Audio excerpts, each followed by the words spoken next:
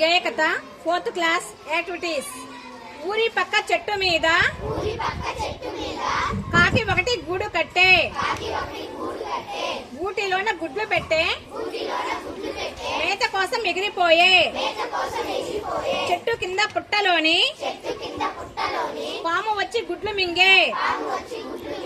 పాము చేసిన పాడు పనిని నక్క ఒకటి నిక్కి చూసే.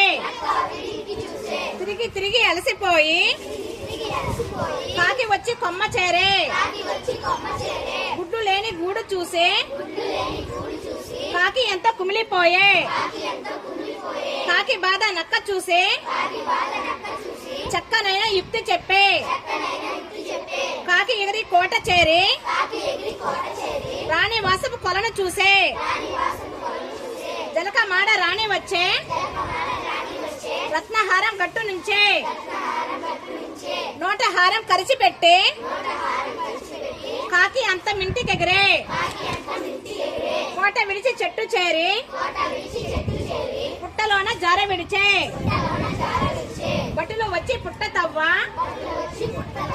పాము బుස්සని పైకి వచ్చే. కర్ర దెబ్బకు పాము చచ్చే కంఠహారం రాణికొచ్చే. పాము పీడ వదిలిపోయే కాకి ఎంత సంతసించే.